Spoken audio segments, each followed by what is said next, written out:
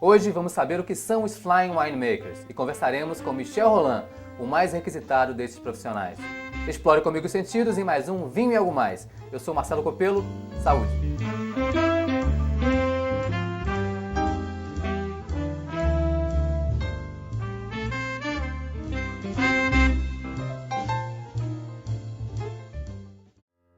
O termo Flying Winemakers surgiu nos anos 80. São enólogos consultores que voam pelo mundo fazendo vinhos. O americano Paul Hobbs, o argentino Ángel Mendoza, o português Paulo Laureano e os australianos David Baverstock e Peter Bright são exemplos de profissionais consagrados nesse mercado. Algumas vinícolas brasileiras, para melhorar a qualidade de seus vinhos, contrataram profissionais como estes. A Salton chamou Ángel Mendoza, que criou o Talento, que já é um dos melhores vinhos brasileiros. Enquanto isso, a concorrente Miolo convocou Michel Rolland. O aval deste francês garante o acesso aos formadores de opinião mais poderosos do planeta, como a revista Wine Spectator e o crítico Robert Parker. Rolland é responsável por técnicas que mudaram a maneira clássica de fazer vinhos. É uma honra estar aqui com Michel Rolland, o crítico de vinhos mais requisitado do mundo. Welcome to Rio.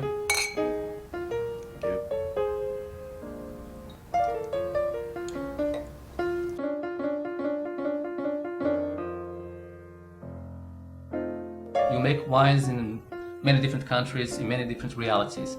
How can you print your personality on each wine? My job, I think, there is 2 points. The first point is to convince people to do better. That's quite complicated at the beginning.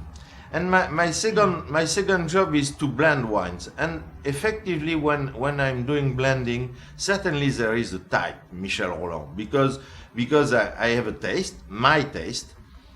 I don't know if it's a good taste. It's working quite well, so it's not too bad. But I give to the wine a type of roundness, suppleness, full-bodied character. I like this type of wine, so I'm doing the wine I like. But the difference is not from me. The difference is from the soil and the climate. And so when you are working in Bordeaux, in Italy, in Spain, in 12 different countries, you never have the same soil, the same climate, the same grapes, and the wine are different by themselves. Even my philosophy is the same everywhere. If they have the same character or the same philosophy, they still have the terroir to make a difference. Absolutely. And how about your experience in Argentina, Chile, South Africa, India? So Argentina, it's a long time now, because I began in 1988. But I think Argentina is certainly one of the countries where we have seen the best improvement in the last 10 years or 7-8 years. Now it's a country where we can find really very good wines.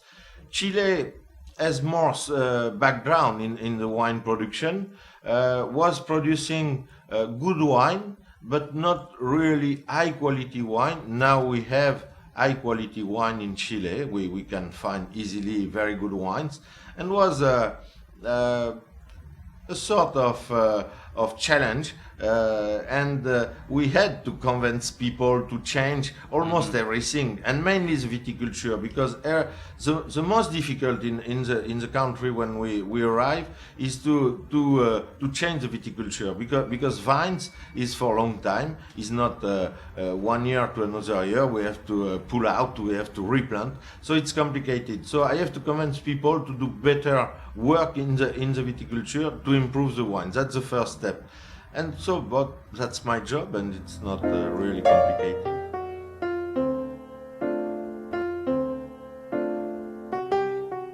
And have you been personally to the north of Brazil, San Francisco Vale? Never. I never been to the vineyard. My assistant went, but I never been to the vineyard. I want to go and to see. I have to know and to see the place. I don't know. And how about the life cycle of the vine in the Northeast, having 2 or 3 crops a year? Yeah, normally it's 3 crops in 2 years. Mm-hmm. So, vine is very resistant. It's a plant. Vines has no problem to grow permanently. because at the beginning vines was in a country and growing where it was possible to grow permanently, and I think there is absolutely no problem to produce 2 times every year, and we have example not for wines, but we have example for table grapes. In India, I consult also for wine in India.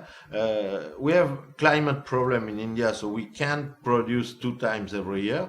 But for the table grapes, they are producing 2 times every year. And I have seen 25 years old vines producing 20,000 kilo per hectare, and still in very good shape and very wealthy. So I think physiologically the vines has no problem to grow 2 times every year or permanently. And the lifetime of the vine live less. Instead of living 60 years, live. We don't have enough experience to tell that, but I know vines producing 2 times every year who has 25 years. Not too bad. That means 50. Yeah. If we save the vines for 10 years more, it's 35, 70. That's good. It's very good. Financially, it's very good. And how about border with Uruguay, Campanha Gaúcha? Do you think this is the best region in Brazil? I think it's very interesting region. There is many reasons. The first reason, I think the soil is good. Climate apparently is better than in Bento Gonçalves, where we have very high humidity. Well, I think the weather is not too bad in Bento Gonçalves, but the viticulture is more complicated to do. And so Campania, I think, has great future because the condition for growing vineyard is looking better. We don't have to use irrigation. We are doing dry farming. And the last point, it's a new vineyard, and it's a new vineyard well done, well planted with the right density, and I think it's very important. That's where we have a lot of work to do in Bento Gonçalves, because we have to remodel a little bit the vineyard. What do you think could be better grown in Bento Gonçalves? Sparkling wines? No, I know Bento Gonçalves should be a good place if we have the right viticulture. The problem we have now is not the right viticulture, because pergola is the worst. It's the worst type of condition with the humidity we have, because we have very close vine because the system of conduction, and we have high humidity. So we have a lot of humidity below the vines. To create a microclimate. Absolutely, we have to open that. We have to make the vines very light with a good light, good hair, good soul, and we don't have that now. Michel Rolland é um dos protagonistas do polêmico documentário Mão do Vinho, de Jonathan Nossiter. Este filme, que concorreu no Festival de Cinema de Cannes de 2004, tem imagens filmadas em vinícolas brasileiras. O filme insinua que Rolland e o crítico Robert Parker manipulam o mercado de vinho.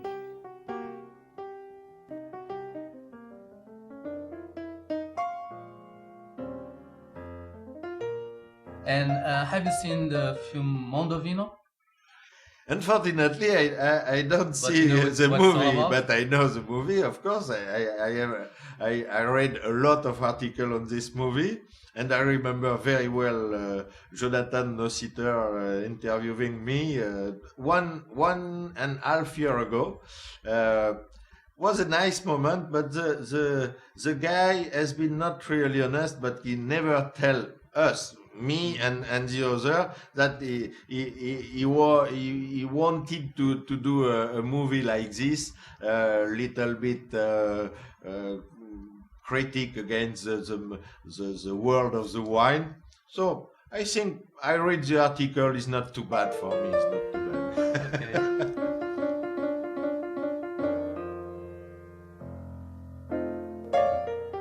Do you also make suggestions to the marketing of your customers? Yes, of course, after 30 years in the wine business, working in 12 different countries, producing wine myself. Obviously, I'm speaking about everything, and I can speak about marketing also. You work with other 7 people in your laboratory in Pomerol. How do you define the work between those 7 people? But at the beginning I was alone, and now it's a lot of clients all over the world.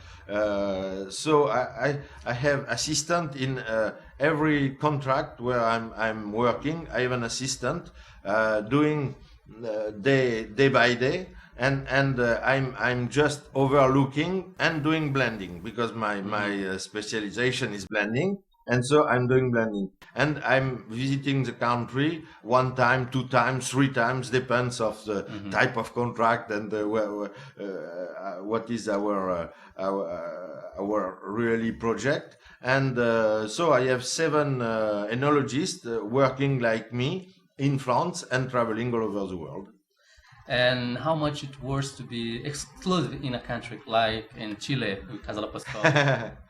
Oh, it's a big mistake. Really? No. Finally, when I came the first time I came to Argentina, and I worked a few years in Argentina before to go to Chile. So when I went to Chile, for a French guy like me, Argentina, Chile was the same. I don't have to say that to the Chilean or the Argentinian, but was the same place, because it's 35 minutes. America, it's South America. 35-minute flight between Mendoza to Santiago was the same. So when they asked me to be exclusive in Chile, I said yes, because it was one contract on the other side of the Andes. It was not very important for me. Now, after 10 years, I know what I miss, because I had many occasions to work in Chile in other company. But I'm very happy with Casa And La when this Pascual. contract finishes? No, it's just a talk contract, and that's the worst. We can't cancel it. Okay. And your daughters work with you. What are their names? I have 2 daughters. One is working with me, my eldest one, Stephanie, and but she's doing accounting. Takes hold of the money. Yeah, we have to save money now. Life is hard. Did you make a fortune? Are you rich?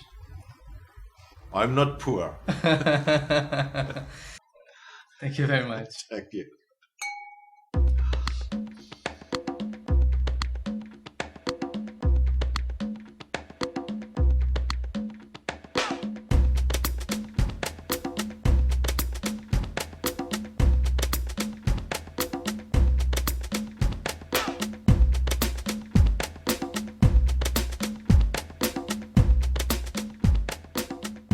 Neste Vinho e Algo Mais, você viajou comigo, Marcelo Copello, pelo apaixonante mundo do vinho. Já temos encontro marcado no próximo programa. Enquanto isso, saúde!